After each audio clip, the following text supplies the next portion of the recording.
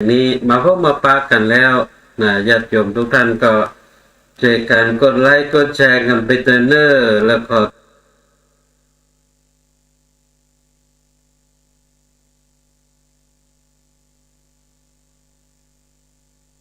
ตอนรับท่านผู้รับฟังรายการตังสถานีวิทยุท่านตุยอาตมาภาพพระครูวรสุตเขตเจ้าวาดวัดสันทรายตำบลสีดงเย็นอำเภอชัยประการจังหวัดเชียงใหม่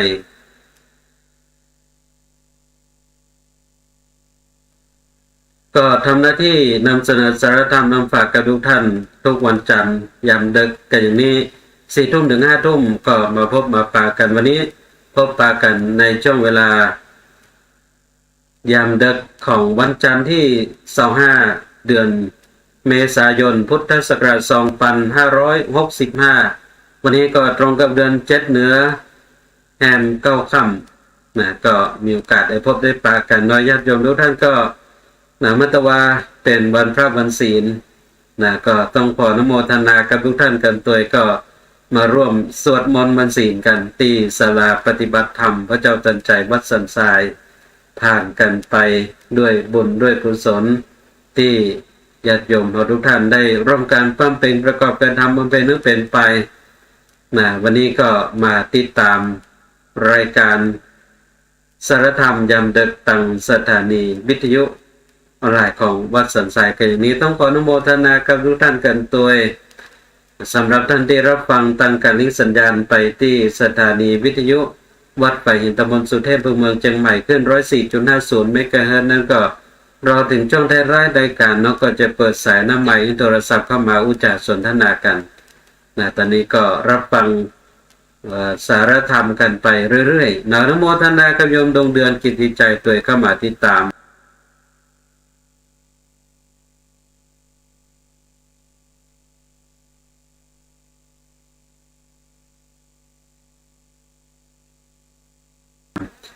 รับชมรับฟังแล้วก็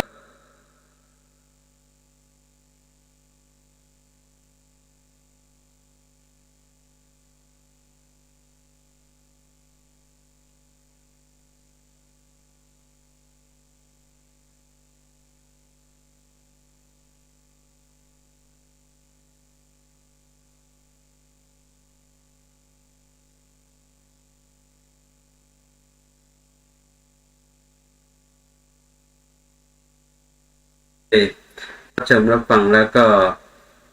คอมเมนต์เข้ามาตัวสาธุสาธุเจ้าขออนุโมทนาตัวอนุโมทนากับโยมเพนีกันชิสาเข้ามาติดตามรับชมรับฟังแล้วก็คอมเมนต์เข้ามาตัวสาธุตัวเจ้าขออนุโมทนาตัว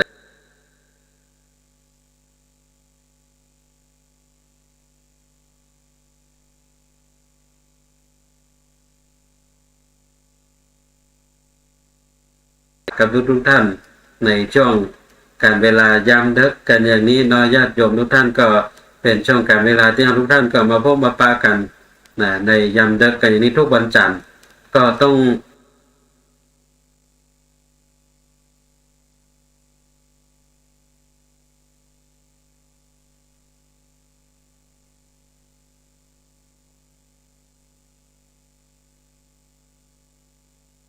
เมื่อหลายวันเนื่องด้วยภาระงานส่วนหนึ่งแล้วก็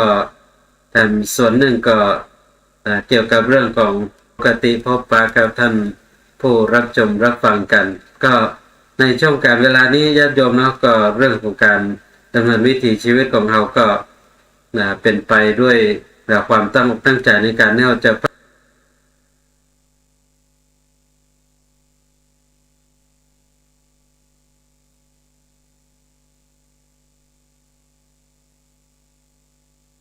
เป็นประกอบซึ่งบุญกุศลให้กับตนกับตัวของทุกท่านญาติโยมทุกท่านประกอบกระทำบำเพ็ญบุญกุศลกันไปทำหน้าที่กันไปญาติโยมทุกท่านถึงแม้โควิดหรือโรคภัยไข้เจ็บอื่นๆหรือว่าด้วยเรื่องของ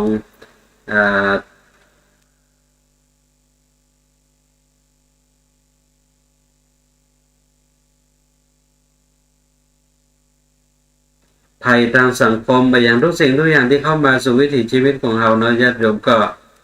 ตั้งคอยเข้ามาติดตาม รับชมรับฟังในช่วงเวลานี้ตัวนะก็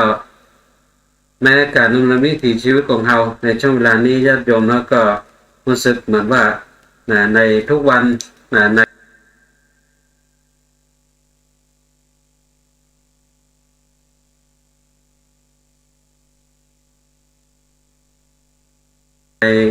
ข่าวสารต่างๆโดยเฉพาะในโลกออนไลน์ก็ข่าวสารของ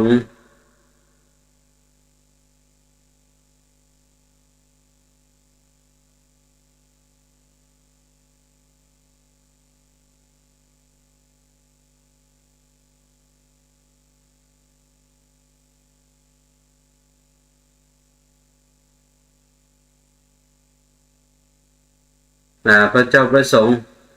ออกทุกวันเนาะบอกว่าจะช่วงเวลาใดก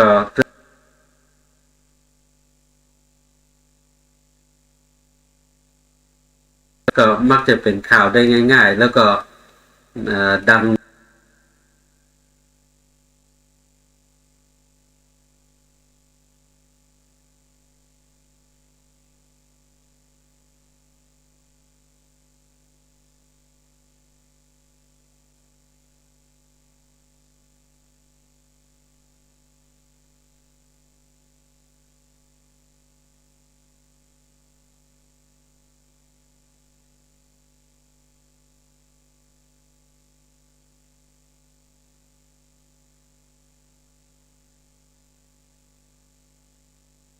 จะมาเผยแผ่มาอู้มากล่าว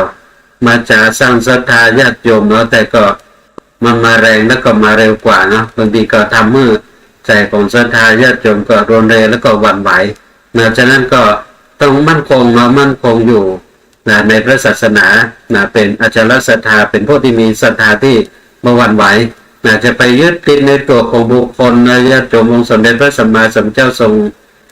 ตรัสไว้อยู่ตลอดเวลาแม้กระทั่งในคราวที่พระองค์จะปรินิพพานก็มีพระสาวกได้ทูลถามว่าเมื่อพระองค์ปรินิพพานไปแล้วใครจะเป็นศาสดาแทนพระองค์ซึ่งองค์สมเด็จพระสัมมาสัมพุทธเจ้าไม่ได้ทรงมอบตัวบุคคลคือพระสาวกพระสงฆ์ครูบาอาจารย์ตนใดก็ไม่ได้มอบหมายให้เป็นตัวแทนของพระองค์เป็นศาสดาแทนพระองค์แต่องค์สมเด็จพระสัมมาสัมพุทธเจ้าทรงตรัสว่าพระธรรมและพระวินัยนี่แหละจะเป็นศาสดาญาติโยมเนาะฉะนั้นก็เราต้องมั่นคงในเรื่องการที่เราจะดำเนินวิถีชีวิตในความเป็นพุทธศาสนิกชนเราจะต้องมีอาจารศรัทธาคือมีความศรัทธาที่มั่นคงมีศรัทธาที่มั่นคงบ่หวั่นไหวจะไปเป็น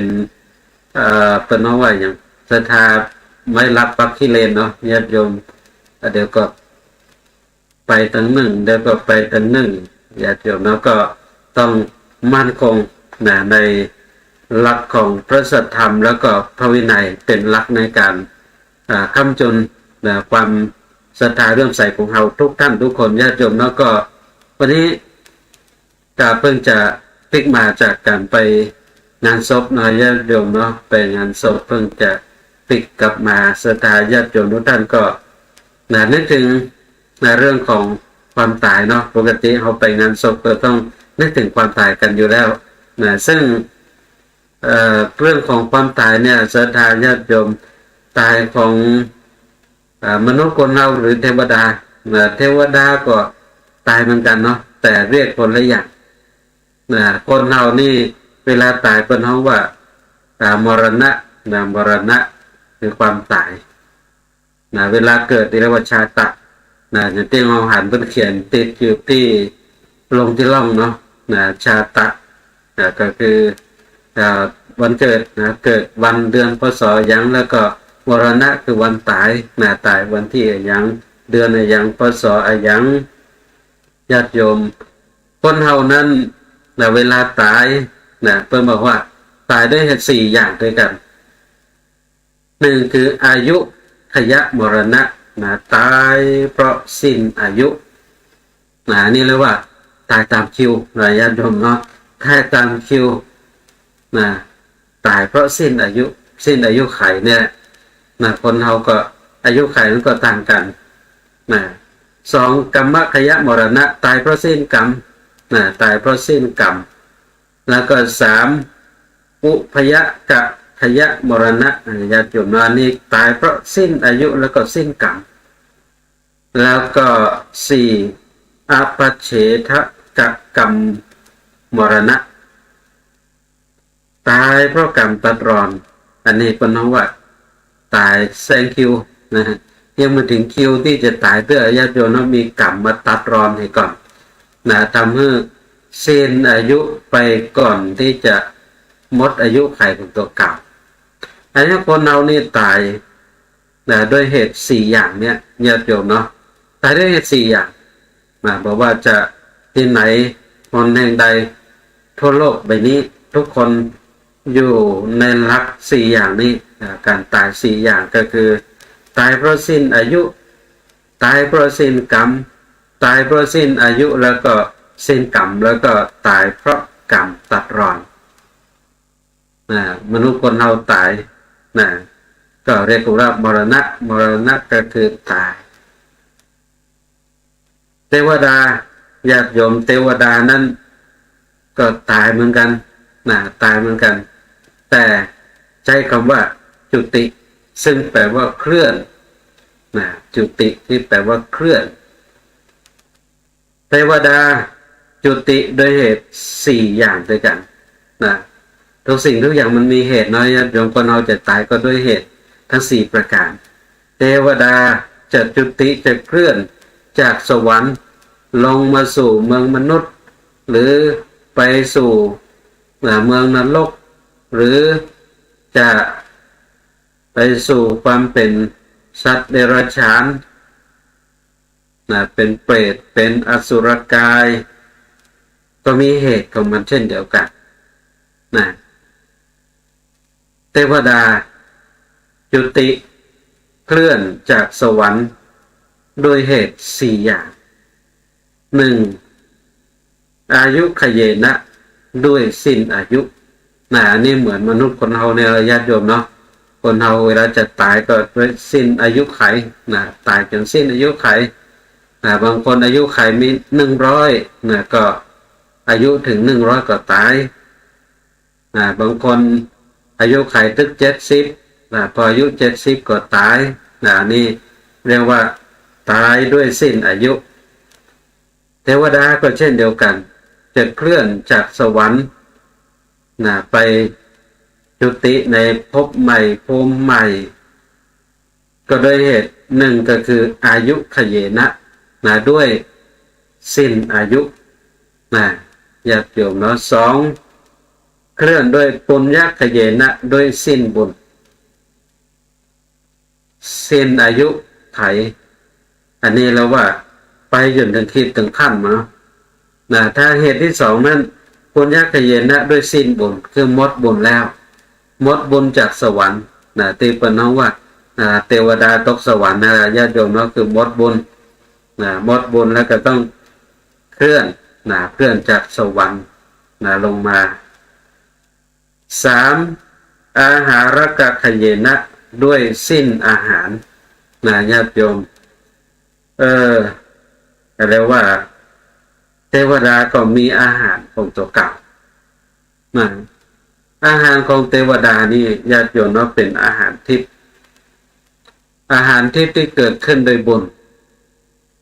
พอสิ้นบุญแล้วก็สิ้นอาหารแล้วญาติโยมเนาะก็หมดบุญหมดอาหารก็ต้องจุติจงเคลื่อนเคลื่อนไปสู่ภพใหม่ภูมิใหม่แล้วก็สี่โกเปนะด้วยความโกรธก็ทายาทโยม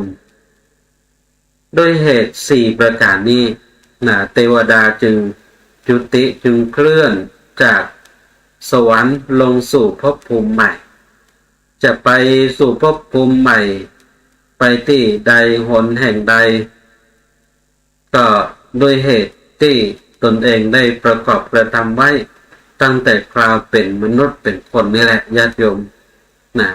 หรือในคราวที่เป็นมนุษย์เป็นคนได้ประกอบกระทำมาอย่างไม่เพราะว่าคนเฮานี่ญาติโยมเวลาใกล้จะตายนั่นเพื่อนน้องว่าอาสนกรรมกรรมก่อนใกล้ตายนั้นเป็นตัวกำหนดว่าใครจะได้ไปสู่ภพภูมิไหนนะเช่นเวลาก่อนจะใกล้จะตายนะหันนิมิตกรรมปรากฏนะคนที่ชอบทำบุญสนทานประพฤติปฏิบัติธรรมนะใจฝักใฝ่อยู่กับการประพฤติปฏิบัติธรรมนะก็กรรมก่อนใกล้ตายก็ปรากฏหรือหันนะคือได้ไปหันตัวเก่าได้ไปทำบุญสนทานที่หันที่นี่ไปประพฤติปฏิบัติธรรมที่หันที่นี่นะเมื่อหันอย่างนี้หรือว่าหันเหตุในเป็นไปในฝ่ายดีหรือว่าฝ่ายกุศลนะจึงทำให้จิตนั้นผ่องใสจิตผ่องใสก็เป็นเหตุทำให้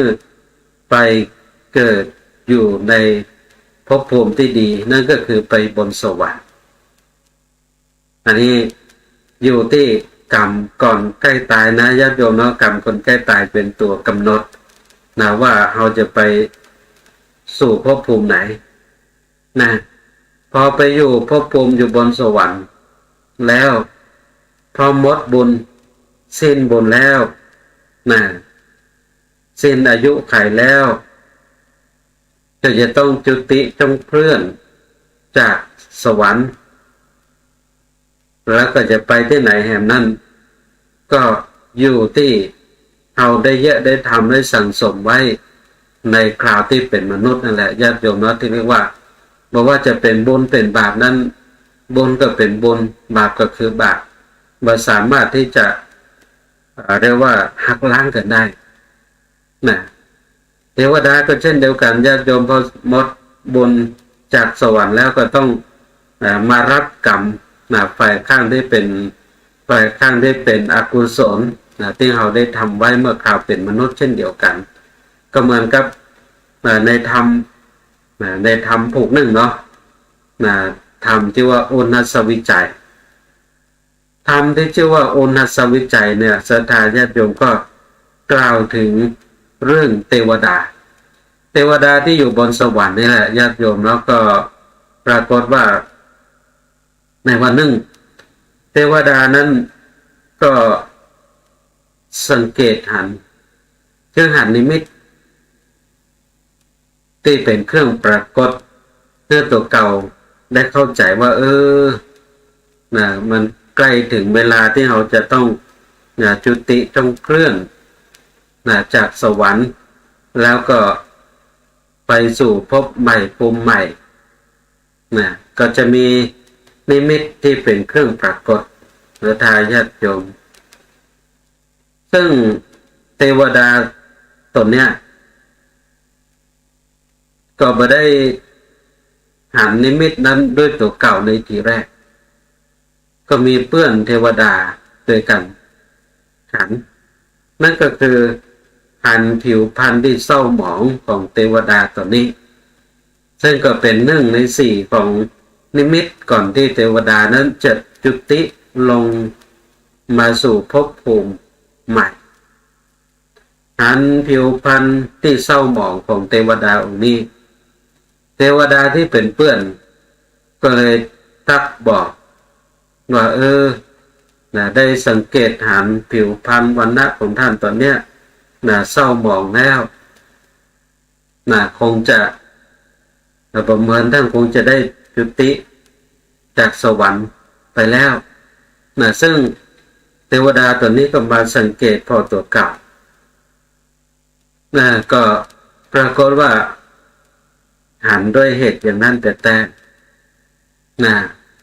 หันด้วยเหตุอย่างนั้นแต่ซึ่งนิมิตก่อนที่เทวดาจะจุตินั้นเนี่ยมีถึง5 อย่างด้วยกันอย่างเมื่อตะกี้ที่ได้กล่าวถึงไปก็คือเทวดาก็จะมีผิวพรรณที่เศร้าหมองปกติแล้วเทวดาถ้า ยังบ่หมดบุญยังบ่หมดอายุไขนะก็ผิวพรรณก็จะผ่องใสนะแต่พอถึงเวลาที่สิ้นบุญสิ้นอายุแล้วนะก็จะเริ่มปรากฏก็คือผิวพรรณก็จะเริ่มเศร้าหมองดอกไม้ทิพย์ก็เหี่ยวแห้งลงดอกไม้ทิพย์ของเทวดาที่ประดับร่างประดับในร่างกายของเทวดา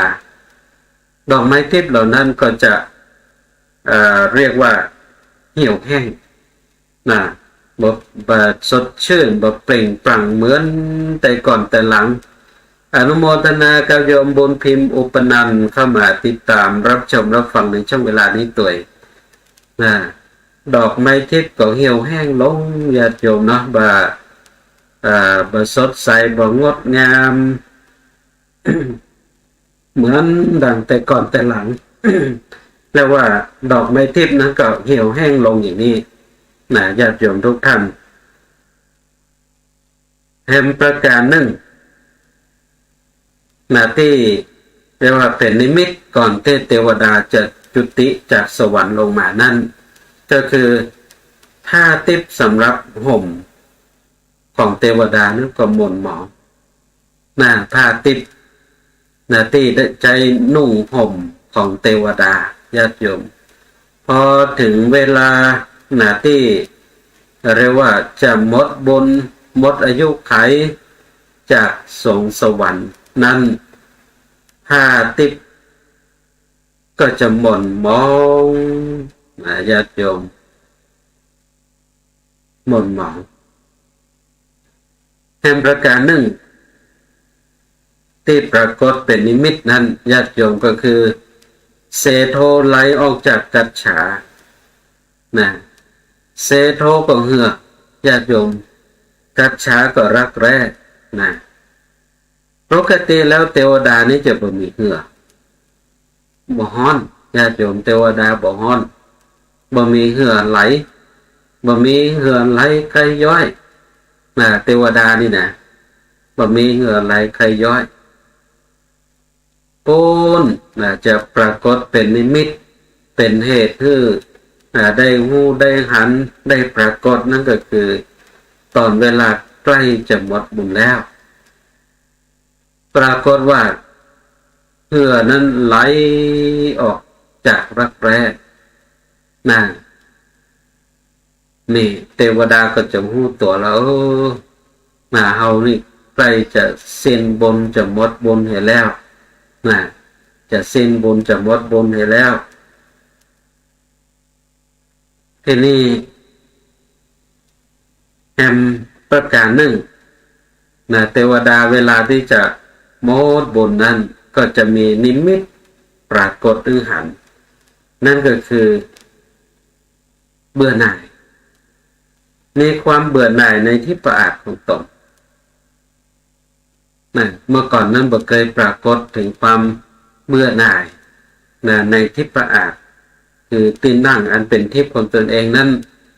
เมื่อก่อนนั้นบ่เคยเบื่อหน่ายเลยแต่พอถึงการเวลาที่เรียกว่าหมดบุญสิ้นบุญแล้วญาติโยมเนาะหมดบุญสิ้นบุญถึงคราวถึงเวลาที่จะต้องเคลื่อนจุติจากสวรรค์ลงมาสู่โลกมนุษย์หรือในภพภูมิไหนๆก็ตามก็จะเกิดนิมิตนี้เกิดขึ้นเทวดาก็เบื่อหน่ายในที่ประอาจของตัวเก่าเหตุทั้ง5ประการนี้แหละญาติโยมเรียกว่าเป็นนิมิตก่อนที่เทวดาจะจุติลงมาทั้ง5อย่างทีนี้เทวดาตัวนี้ก็เช่นเดียวกันญาติโยมเทวดาตัวนี้พอเปื้อนเทวดาด้วยกันนั้นได้บอกกล่าวฮู้ว่าตอนเนี้ยสังเกตเห็นว่าผิวพรรณวรรณะของท่านนั้นดูเศร้าหมองผ้าทิพย์สำหรับห่มของท่านก็ดูหม่นหมองแล้วเกรงว่า นะแฮมเบอร์เมินท่านคงจะยุติจากสวรรค์นี้ลงไปสู่ภพภูมิใหม่ซึ่งเทวดาที่เป็นเปื้อนเนี่ยก็เรียกว่าทราบรู้นะด้วยญาณวิถีของตัวเก่าพอหันถึงภพภูมิที่เปื้อนเทวดาโดยก็จะจุติลงไปเนี่ยว่าโอ้นะเปื้อนเราที่จะจุติลงไปในภพภูมิใหม่นี้นะรู้สึกว่าจะเป็นภพภูมิที่ไม่ค่อยงดงามสักเท่าใดนะก็คือเทวดาตัวเนี้ยถ้าว่าจุติเพื่อนจากบนสวรรค์ลงมาสู่โลกมนุษย์เนี่ยปรากฏว่าก็จะได้มาเกิดนะทั้งเป็นคนเป็นมนุษย์ทั้งเป็นสัตว์เดรัจฉานเกิดมาเป็นคนเป็นมนุษย์ก็มาได้ครบพร้อมด้วยอาการทั้ง32ประการนั่นก็คือจะเป็นคนหูหนวกเป็นคนตาบอดเป็นคนใบ้นะจุติลงมาบนโลกมนุษย์เป็นสัตว์เดรัจฉานเป็นหมูเป็นม้าเป็นเต่าเป็นแห้งนะญาติโยมเป็นสัพพะนะในเรื่องของสัตว์เดรัจฉานเทวดาตัวนี้นะไปทำกรรมอะไรอย่างไว้เนาะนะถึงได้ต้องมาฮับกรรมถึงขนาดนั้นญาติโยมทุกท่านอนุโมทนากับโยมวันดีวงปวนเข้ามาติดตามรับชมรับฟังแล้วก็คอมเมนต์เข้ามาตัวเนาะสาธุสาธุเจ้าแล้วก็ได้แชร์ต่อไปมึงแชร์เนาะขออนุโมทนาตัวกับโยมวันดีวงปวนซึ่งเทวดาเรานี้ก็บอกคือเพื่อนนะของตัวเก่าได้ทราบนะว่าโอ้ใกล้เวลาที่ท่านจะจุติจากสวรรค์เนี่ยลงไปในเมืองมนุษย์แล้วแต่ว่าพอจุติไปลงไปในเมืองมนุษย์แล้วรู้สึกว่ากรรมที่ท่านได้ทำไว้อยู่มากมายนั้นทำให้ท่านต้องไปรับข้อกรรมมากมายหลายประการดังที่กล่าวเทวดาตัวนี้ก็ฮ้อนอกฮ้อนใจว่าโอ้เยอะใดดีนะเพราะว่าจะต้องจุติมาในโลกมนุษย์เนี่ยมาเป็นมนุษย์เป็นคนหูหนวกตาบอดเป็นคนใบ้เป็นหมูเป็นหมาเป็นกาเป็นไก่เป็นเต่าโอ้สปัดญาติโยมอนุโมทนากับโยมเบศอัธวิทย์เข้ามาติดตามรับชมรับฟังในช่วงเวลานี้ตัวก็เลยฮ้อนอกฮ้อนใจโน้จะยังไงดีเข้าไปหาพระอินทร์เข้าไปหาพระอินทร์ไปขอพระอินทร์ช่วยพระอินทร์ก็ว่าโอ้เฮาบ่มีฤทธิ์มีอำนาจถึงขนาดที่จะเปลี่ยนเคราะห์กรรมอะไรอย่างของท่านได้ท่านเข้าไปหาพระพุทธเจ้าพระพุทธเจ้านั้นท่านจะมีวิธีที่จะช่วยท่านนั้นได้รอดพ้นจากเหตุเหล่านี้เทวดาตัวนี้ก็เข้าไปหาพระพุทธเจ้าไปทูลถามพระพุทธเจ้าด้วยเหตุต่างๆว่าจะได้ถ้าว่าจุติจากสวรรค์ลงมาในเมืองมนุษย์แล้วถึงต้องได้มารับข้อกรรมหนักหนาขนาดนี้เพราะไปทำมาอย่างไว้ญาติโยมองค์สมเด็จพระสัมมาสัมพุทธเจ้านั้นพระองค์ก็ทรงตรัสตอบตอบคำถามของเทวดาตนนี้ว่าที่ท่านจุติจากสวรรค์แล้วลงมาในเมืองมนุษย์ลงมาในเมืองมนุษย์นั้นมาเกิดเป็นมนุษย์เป็นคนหูหนวกเป็นคนตาบอดเป็นคนใบ้ก็เพราะเหตุว่าในครั้งอดีตการผ่านมานั้นเมื่อท่านเป็นมนุษย์เป็นคน เมื่อท่านเป็นมนุษย์เป็นคนเวลาที่พระเจ้าประสงค์ออกรับบิณฑบาตท่านก็หันอยู่ว่าพระเจ้าประสงค์ออกรับบิณฑบาตแต่ด้วยใจที่บ่พร้อมคือใจที่ยังบ่เกิดศรัทธาบ่ศรัทธาแต่ท่านก็เรียกว่าทำเป็นเหมือนบาหันหันพระเจ้าประสงค์มาบิณฑบาตก็ทำเป็นเหมือนบาหันเนี่ยทำให้เป็นคนตาบอดถึงเกิดมาชาติหนึ่งแล้วเป็นคนตาบอดสาเหตุที่ท่านเกิดมาเป็นคนหูหนวกเป็นคนใบ้นั้นก็เพราะว่าในคราวที่เป็นมนุษย์ในคราวที่เป็นมนุษย์นั้นไปทำบุญสุนทานในการในงานพระเจ้าประสงค์เปิ้นเทศธรรมเปิ้นแสดงธรรมแต่ท่านก็บ่ฟังบ่ฟังยังบ่พอยังกวนธรรมแต่เวลาทุกเจ้าพระนายเปิ้นเทศธรรมเปิ้นสวดแต่ยังไปกวนธรรมกวนธรรมเนี่ยบ่ฟังธรรมจึงทำให้ท่านต้องได้รับกรรมนี้คือเป็นคนหูหนวกเป็นคนใบ้เพราะไปกวนธรรมบ่ฟังธรรมกวนธรรมด้วยเป็นคนหูหนวกเป็นคนใบ้อย่างนี้ญาติโยมเนาะก็เป็นวิบากกรรมเป็นเคราะห์กรรมของเทวดาที่ได้ทำเอาไว้นอกจากนั้นนี่พระทาญาติโยมอย่ามาเกิดเป็นหมูเป็นหมาเพราะอย่าง เพราะว่าในครั้งเมื่อเกิดเป็นมนุษย์เป็นคนนั้นมีพ่อมีแม่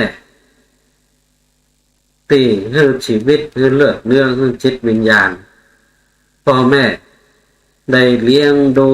จนเติบใหญ่มาแล้วแต่ท่านนั้นมีความกตัญญูคุณไม่คือแต่ว่าบ่มีความกตัญญูต่อพ่อต่อแม่ทำให้ต้องมาเกิดเป็นหมูเป็นหมานี่ศรัทธาญาติโยมหลังจากนั้นนี่พระพุทธเจ้าก็แนะวิธีก็ทำให้เทวดานี่บ่ได้จุติบ่ได้เคลื่อนจากสวรรค์ในช่วงเวลานั้นก็เพราะว่ามีบุญใหม่มีกุศลใหม่เสริมเพิ่มเติมเข้าไปนี่ศรัทธาญาติโยมแม้ว่าคนเฮาเนี่ยเวลาตายนี่ญาติโยมมันมีเหตุสำคัญหลายเรื่องที่เฮานั้นต้องทำความเข้าอกเข้าใจเนาะเรียกว่ามันไม่ใช่เป็นเรื่องที่ตายแล้วก็แล้วกันมันมีอย่างหลายเรื่องติดต่อนอนเนื่องกันไปอยู่เรื่อยๆอย่างที่ได้กล่าวถึงเนาะมันเป็นกรรมเวรที่มันผูกติดแน่นกันไปอยู่เรื่อยๆฉะนั้นญาติโยมผู้ที่จุติขึ้นไปอยู่บนสวรรค์แล้วก็ไม่ใช่ว่าจะเป็นเครื่องการันตีว่าจะบ่ต้องมาตกนรกจะบ่ต้องมาเกิดในโลกมนุษย์มาเป็นสัตว์เดรัจฉานบ่ได้เป็นเครื่องการันตีเพราะว่าทั้งหมดทั้งมวลนั้นมันอยู่ที่การกระทำของเราบุญก็คือบุญบาปก็คือบาปบ่สามารถที่จะลบล้างกันได้เพียงแต่ว่าในช่วงเวลาก่อนที่เราจะดับจิตล้มตายเนี่ยกรรมก่อนใกล้ตายนั้นอย่างปรากฏที่เราได้หันก่อนอย่างปรากฏเราได้หันก่อนฉะนั้นนี่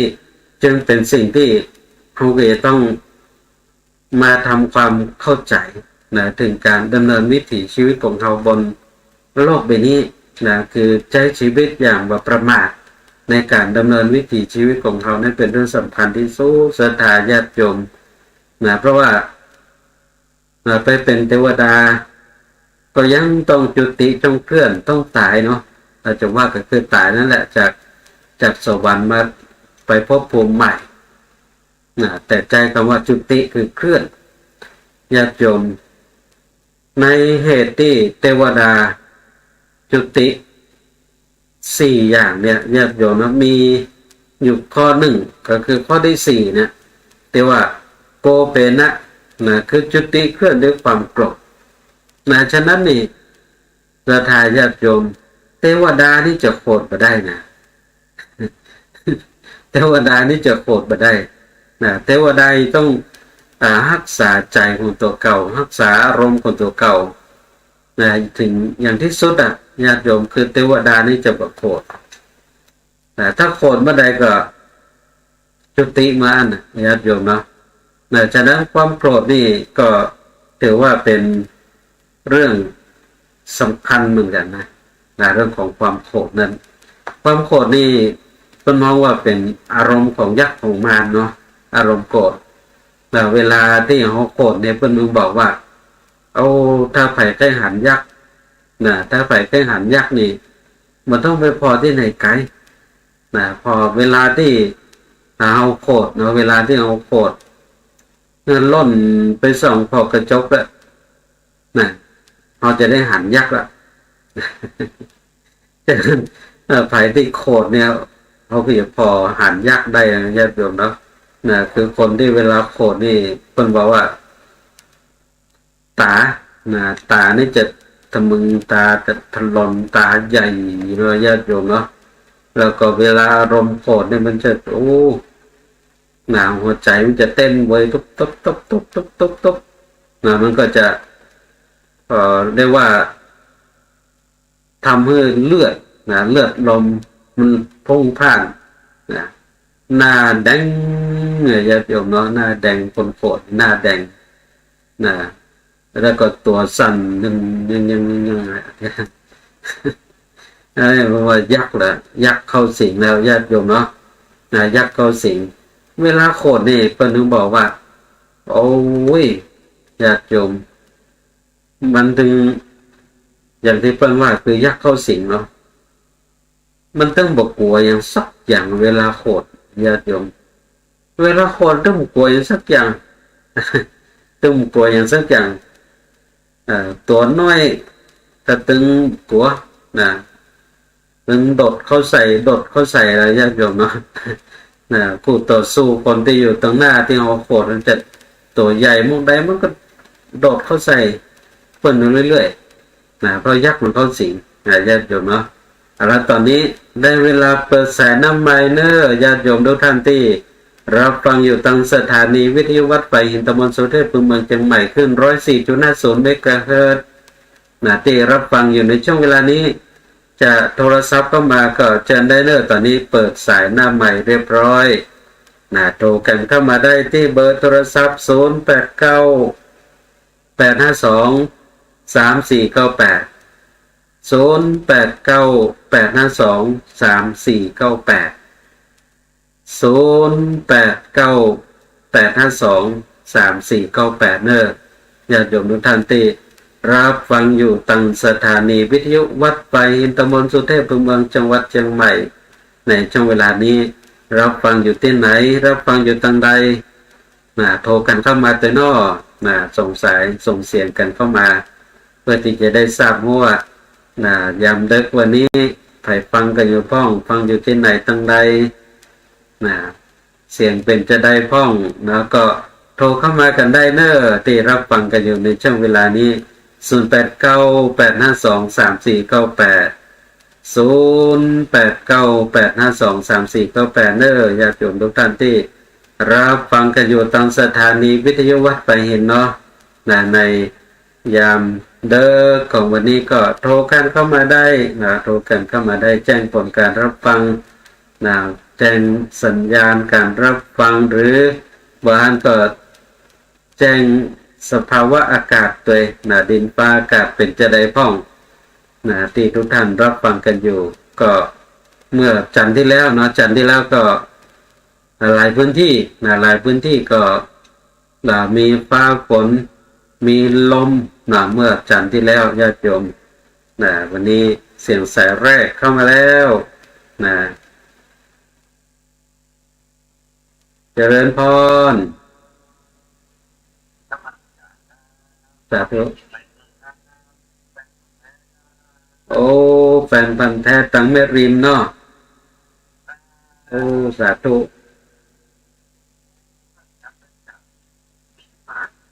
อืม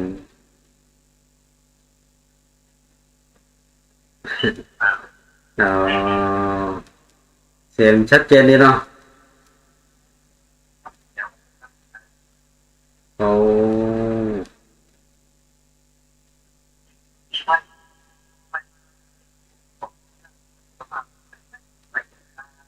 โอ้ได้เลยได้เลยเหมือนกันเนอะโยมก็สุขภาพแข็งแรงจุกดีมีใจอยู่เย็นเป็นสุขเนอะได้เลยได้เลยสาธุเนอะเป็นก่อนโอ้เสียงสายแรกญาติโยมเสียงสายแรกวันนี้เสียงสายจากโยมปูนตั้งข้างวัดแม่ริมข้างวัดแม่ริมก็เป็นแฟนคลับแฟนคลับแฟนพันธุ์แท้ติดตามรับฟังแล้วก็โทรศัพท์เข้ามาเป็นกำลังอกกำลังใจกันในยามดึกต้องขออนุโมทนาตัวท่านใดจะโทรเข้ามาแหมในยามดึกวันนี้ก็โทรมาได้เนอะยังมีเวลายังมีเวลา0898523498เนอะ0898523498ถ้าญาติโยมที่รับฟังอยู่ทางการลิงก์สัญญาณไปที่สถานีวิทยุวัดไผ่หินตำบลสุเทพภูมิเมืองจังหวัดเชียงใหม่ขึ้น104.50 เมกะเฮิรตซ์ในช่องการเวลานี้รับฟังกันอยู่โทรกันเข้ามาเนอร์โทรกันเข้ามาตัวแล้วก็ญาติโยมที่รับฟังรับชมทางการไลฟ์สดอยู่ในเวลานี้ก็กดไลค์กดแชร์คอมเมนต์ทักทายกันเข้ามาได้เนอร์ในช่องการเวลานี้ก็เป็นช่องการเวลายามดึกเนาะที่เราอยู่ด้วยกันในรายการสารธรรมยามดึก4 ทุ่มถึง 5 ทุ่มเนาะก็เป็นช่วงเวลาของสารธรรมยามดึกมาพบมาปะกันทุกท่านทุกวันจันทร์ฉะนั้นก็เข้ามาแล้วก็อย่าลืมก็ไลค์กดแชร์คอมเมนต์ทักทายพูดจาสนทนากันเข้ามาตัวสำหรับญาติโยมที่รับฟังทางสถานีวิทยุวัดไผ่หินก็โทรกันเข้ามาได้ตัวเนาะ0898523498เนอะโทรกันเข้ามาได้ก็ว่าไปถึงเรื่องของความโกรธความโกรธความโกรธหน่อยญาติโยมเนาะโมโหโทโสความโกรธโกรธแล้วก็จะมีโมหะเขาครอบงำคือบ่ฮู้ดีฮู้โจบบ่ฮู้ผิดฮู้ถูกบ่ฮู้สึกตัวเก่าหน่อยญาติโยมก็อย่าไปสปะว่าได้เรื่องของความโกรธเอาแล้วเสียงสายที่2ในยามดึกของวันนี้เจริญพรสาธุโทรจากทางใดทางสันทรายปลอดภัยเนาะอืม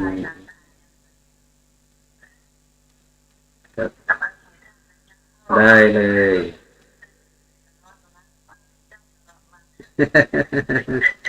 เออ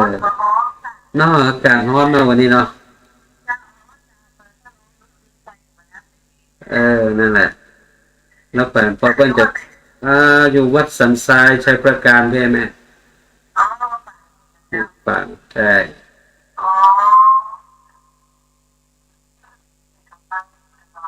ได้เลยอ่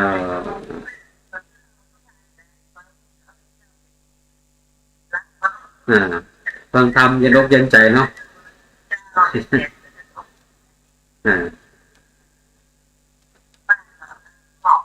ได้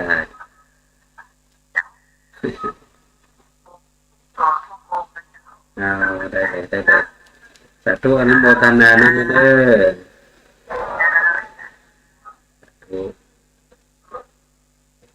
แล้วเสียงสายที่สองในยามเด็กวันนี้นะโยมแบบจากตะปูเนาะบ้านปะไผ่อำเภอสันทรายก็โทรศัพท์เข้ามาก็รับฟังอยู่รับฟังทุกตนทุกองค์ต้องขออนุโมทนาเนาะนี่ก็เรียกว่าอุบาสกอุบาสิกาของทุกท่านก็มีความมั่นคงในพระศาสนามั่นคงในหลักธรรมคำสอนฟังพระสงฆ์องค์เจ้าเทศนา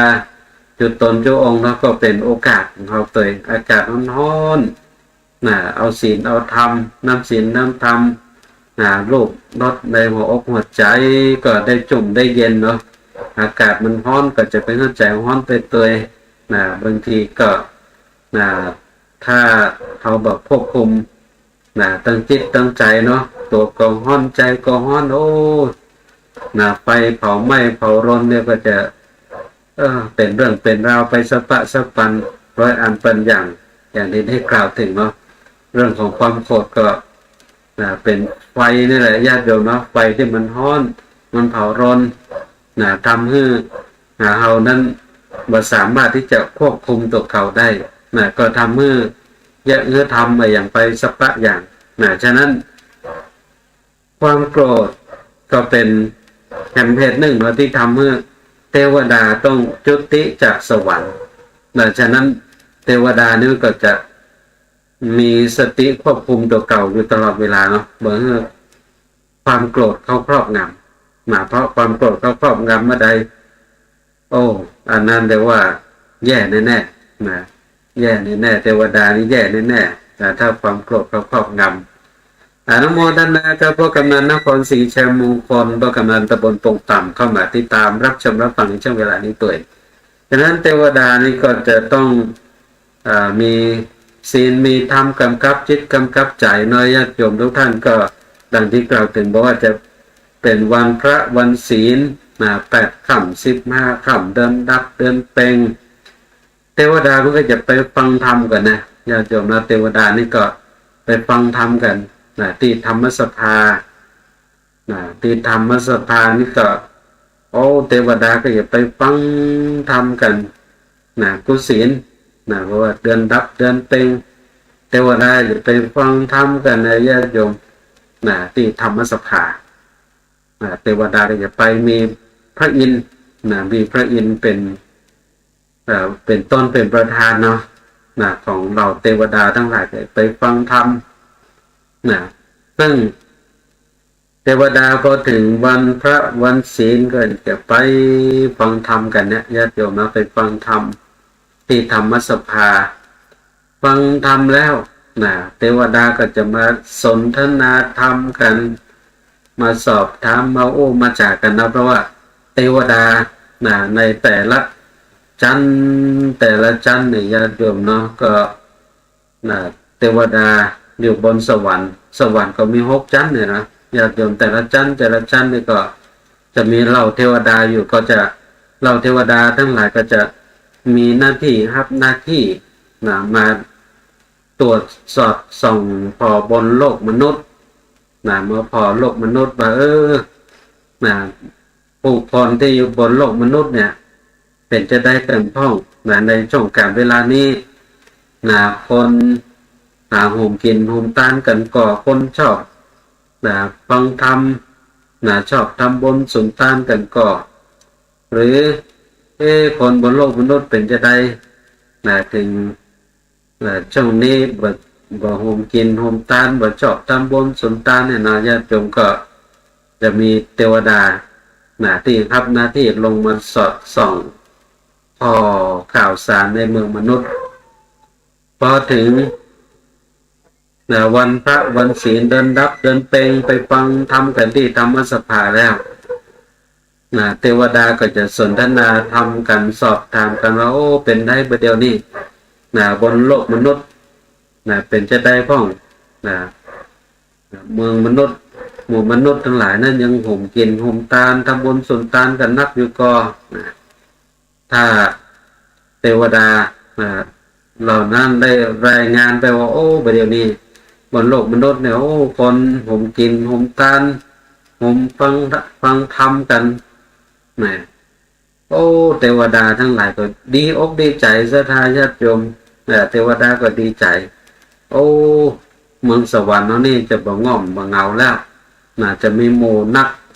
น่ามีคนมาอยู่บนสวรรค์กันนักเนี่ยเพราะว่าในเมืองมนุษย์เนี่ยเหล่ามนุษย์ทั้งหลายโฮมกินโฮมทานโฮมฟังน้ำฟังธรรมโฮมประพฤติปฏิบัติธรรมโอ้เทวดาดีอกดีใจญาติโยมแต่ถ้าหากว่าเทวดานั้นรายงานว่าโอ้ประเดี๋ยวนี้เมืองมนุษย์เดี๋ยวคนในเมืองมนุษย์ประเดี๋ยวนี้บ่โฮมเข้าวัดเข้าวาบ่โฮมทำบุญสุนทานบ่โฮมฟังน้ำฟังธรรมกันเอาเทวดานั้นญาติโยมเป็นมองตองเศร้าสลดใจโอ้อียะจะได้ไงสวรรค์เท่านี้บัดนี้มันจะล้างวะบ่มีใครมาอยู่จะง่อมจะเหงาแล้วหมู่เฮานี่ญาติโยมเนาะเทวดานี่ก็พอสดับรับข่าวพอมาบ้านพอเมืองเหมือนกันญาติโยมเนาะฉะนั้นเราดำเนินวิถีชีวิตอยู่บนโลกมนุษย์นี่ก็จะเป็นนึกว่าบ่มีไปพ่อไปหันญาติโยมเนาะฉะนั้นก็มีเทวดาคอยสอดส่องพอคอยอยู่สอดส่องพอคอยอยู่ฉะนั้นการประพฤติประทำไปยังของเฮาทุกสิ่งทุกอย่างก็ต้องมีสติควบคุมจิตควบคุมใจอยู่ตลอดเวลาในการที่เราจะดำเนินวิถีชีวิตของเราเนาะศรัทธาญาติโยมก็เป็นมนุษย์เป็นคนก็ตายเทวดาก็ตายศรัทธาญาติโยมเนาะตึงบ่หนีปนกันได้ฉะนั้นอยากจะได้เราจะดำเนินวิถีชีวิตไปเพื่อที่จะเป็นปัจจัยเป็นมรรคเป็นผลแก่การดำเนินวิถีชีวิตของเราในการที่จะบำเพ็ญประกอบกระทำซึ่งการสั่งสมซึ่งเหตุแห่งบุญกุศลที่เกิดขึ้นกับวิถีชีวิตของเราเนาะศรัทธาญาติโยมฉะนั้นก็บำเพ็ญประกอบกระทำบำเพ็ญกันไปในโอกาสเวลาที่วิถีชีวิตของเรานั้นยังดำรงคงอยู่ยังมีลมหายใจยังมีโอกาสที่จะได้สั่งสมบุญกุศลบำเพ็ญบารมีนี่ศรัทธาญาติโยมเนาะเมื่อมีลมหายใจก็ยังมีโอกาสเป็นว่าอย่างนี้เนาะเมื่อใดที่เรายังมีลมหายใจก็ได้ชื่อว่าเรานั้นยังมีโอกาสที่จะได้บำเพ็ญบารมีสั่งสมบุญไปเรื่อยๆเนาะญาติโยมฉะนั้นก็เมื่อยังมีลมหายใจก็จะไปยุดในการที่จะบำเพ็ญประกอบกุศลคุณความดีทั้งหลายทั้งมวลฉะนั้นมีลมหายใจ